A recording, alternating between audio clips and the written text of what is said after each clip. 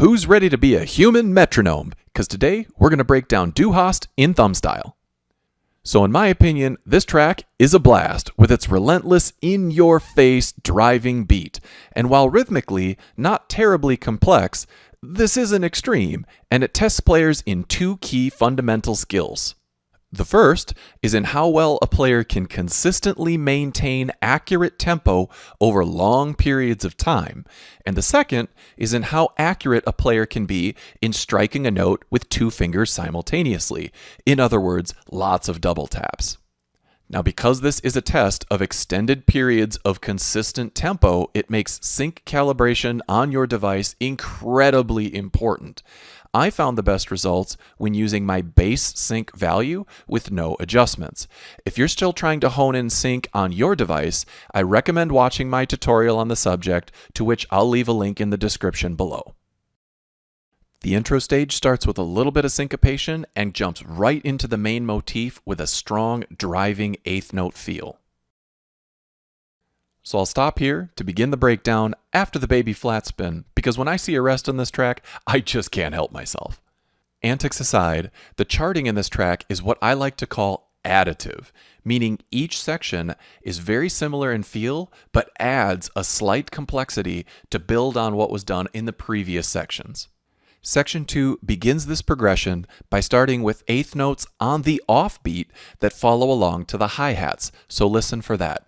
As a quick tip, if you find it challenging to maintain consistent offbeat tempo, you can play the complementary downbeats with what are called ghost notes by either tapping in the air or on the side of your phone like I'm doing to maintain that consistent eighth note feel, but only touch the screen where it's called for.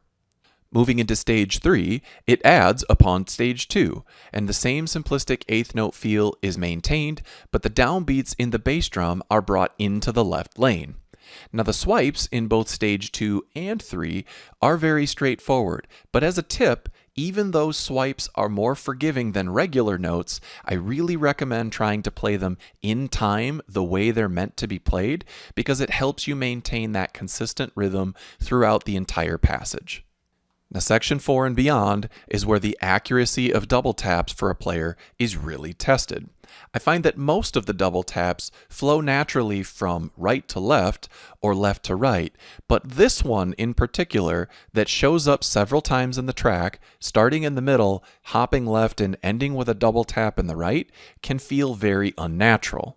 Coupled with the fact that Hast is played at a relatively snappy 125 beats per minute, this pop from middle to left to right can be really tricky for many players.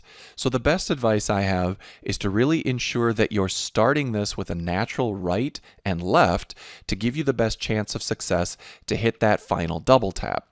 Now that sounds really obvious looking at the chart in pause mode, but it's really easy to get caught drifting into autopilot mode with the repetitive nature of the song.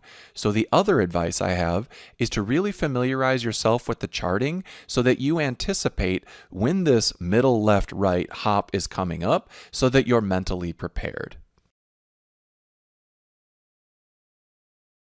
So this little section in stage 4 gives us a reprieve from that driving eighth note feel, and while the right hand lane is charted in swipe notes, which again are more forgiving from a perfect plus scoring standpoint, I'm still going to break down this rhythm because it's more complex and does have benefit to understanding the concept for other songs like Firestarter, among others.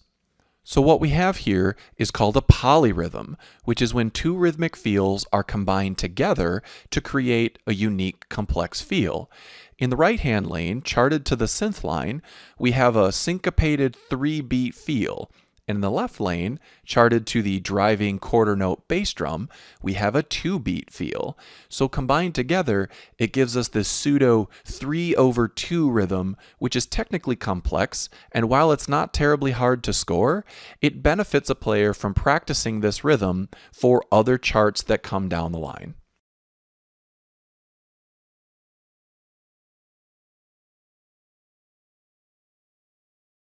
Moving lastly into stage 5, we have the last additive bit to the track, where it's a callback to that same driving 8th note rhythm, but slightly more double taps are added, along with the 16th note guitar riffs that drift from the left to right lanes as the chord progression in the song advances.